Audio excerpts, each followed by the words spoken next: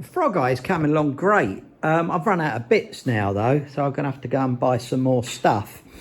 Got all the suspension assembly fitted on the right hand side, but then found I needed a wheel bearing on this side. I didn't have a wheel bearing, so I've stopped there. I've painted all the steering rack up, put new gaiters on it. I didn't realise it was the left-hand drive rack that I've rebuilt, so I've now got to find a right-hand drive rack, which shouldn't be a problem.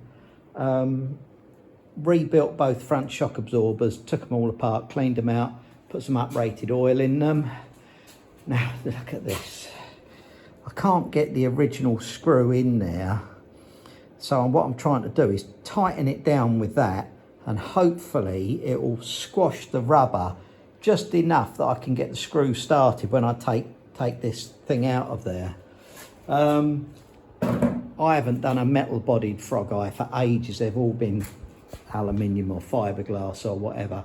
Oh, and it was a delight to fit metal doors. However, it was not without problems. I've managed to get a chip on the paintwork there, but don't they fit nice? I'm really pleased with that. They're lovely, and that's on the latch as well, and it goes on the second latch quite easily. Obviously it won't once I put the door seal on it, but look at that, don't get them like that. Rear brakes, suspension, everything. Got no diff, need to get a diff. Then I can put the half shafts in. I've got the competition wire wheel half shafts to go in it. Round this side I had another problem. I was fitting the door up and look what I managed to do. Oh, man. Got the screws in this side though, both of them in. So yeah, oh, and I wiper motor. Oh, that would all seized up and had it. But I had an old A35 one and I stripped both of them down and made one good one out of the two. And now the wiper motor works, so I'm pretty pleased about that. Because that's always one of them things that you get to the end of the job and the wipers don't work and you end up taking it all apart again. I don't know where all the pipes and the wheel boxes are gone. Oh, I've got no idea where they went to. I mean, this was 5 years ago when I stripped it down. So yeah, I'm pretty pleased what I've got to so far.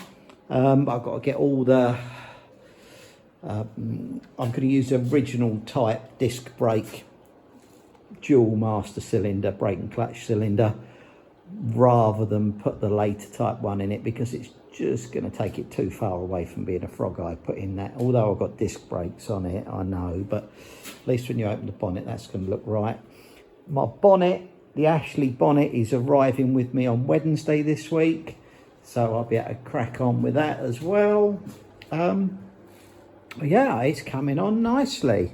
So I've used our £450 fast road springs in the front of it. I put them on both sides, and I had some of our turned out knock-ons, new discs.